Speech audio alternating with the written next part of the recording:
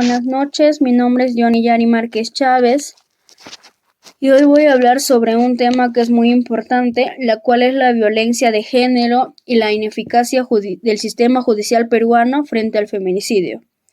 Bueno, en el Perú, hablar de violencia de género no es solo hablar de un problema social, es hablar de una crisis estructural, profundamente arraigada en nuestra cultura, en nuestras instituciones y en nuestra historia. Es hablar de mujeres que viven con miedo, de víctimas que fueron ignoradas, de familias que aún no encuentran justicia y también de un sistema judicial que ha sido muchas veces incapaz de protegerlas. Cada vez que una mujer es asesinada por su pareja o expareja, no solo perdemos una vida, perdemos también la oportunidad de demostrar que el Estado puede proteger. Pero para entender esta crisis, también tenemos que mirar hacia atrás, porque el derecho no es neutro. Se constituye a partir de una visión del mundo, y la historia del derecho en el Perú nos ayuda a entender por qué el sistema judicial ha sido tan ineficaz frente a la violencia de género. Antes del siglo XX, el derecho peruano heredó un modelo colonial profundamente patriarcal. Durante la época virreinal, las leyes respondían a una lógica jerárquica, teológica e incluyente. La figura femenina estaba subordinada al poder del hombre. Primero estaba el padre, luego el esposo. Y bueno, las mujeres no podían votar, no podían decidir sobre sus bienes y mucho menos denunciar maltratos. La violencia doméstica no era un delito, era una cuestión del hogar. Bueno, con la independencia, en el siglo XIX, se redactaron nuevos códigos inspirados en el modelo francés, especialmente el Código Civil de 1852. Pero ese cambio legal no trajo consigo un cambio de filosofía jurídica dominante. El positivismo legalista se instaló como la visión hegemónica. El derecho era visto como un conjunto cerrado de normas escritas, al margen de la realidad social. Si la ley no contemplaba una situación, no existía jurídicamente. Así las mujeres seguían siendo vistas como menores de edad perpetuas, sin voz ni autonomía. Análisis de la teoría jurídica de Francisco Miró Quesada.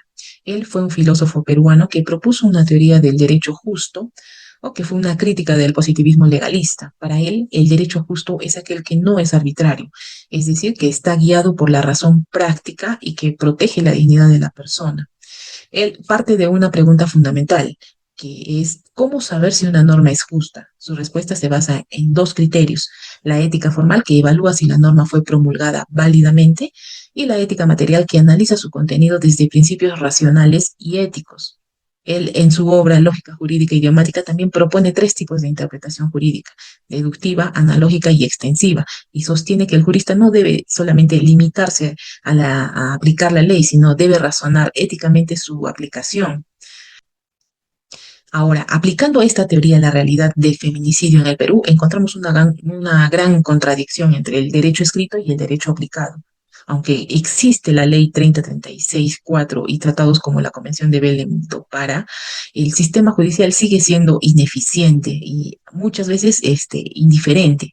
Según el Ministerio de la Mujer y Poblaciones Vulnerables, en el 2023 se registraron 168 feminicidios.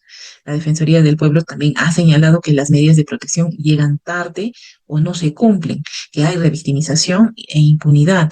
Desde la perspectiva de Miró Quesada, esto evidencia una justicia formalmente legal, pero materialmente injusta, porque permite que mujeres mueran pese a estar protegidas por la ley. Por ello, el sistema actual falla tanto en la ética formal como en la ética material, ya que hay arbitrariedad, hay negligencia y hay muerte. Por eso necesitamos un derecho que no solamente sancione, sino que proteja, que prevenga, que actúe con celeridad y reconozca la dignidad de las víctimas. Ese es precisamente el derecho justo que Miró Quesada exige. Mi nombre es Luri Prado Chávez y continuando con la exposición, tenemos que tener en cuenta que el sistema peruano no garantiza el derecho justo en casos de feminicidio, pues permite que la violencia de género continúe con altos niveles de impunidad. Si analizamos desde el positivismo jurídico, vemos que se ha limitado la acción judicial enfocándose en un requisito formal, quizá burocrático, en lugar de proteger la vida y la dignidad de las víctimas.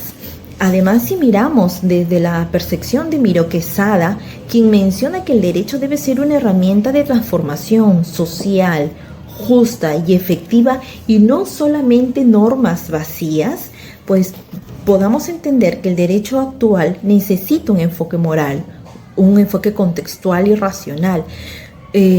Como propone Miro Quesada, su idea de derecho justo va a rechazar el legalismo vacío. Existen normas, se evalúan en función de la contribución de la justicia material y el realismo jurídico evidencia que a pesar de la existencia de leyes, la falta de formación, enfoque de género, de corrupción, demora los procesos y el machismo impide la justicia real.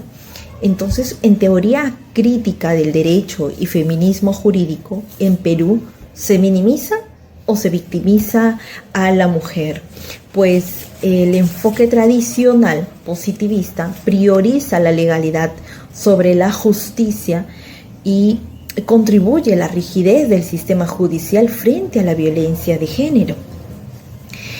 Entonces, la ley 3036-4 y su aplicación formalista ha generado impunidad y fallos judiciales insensibles al contexto social.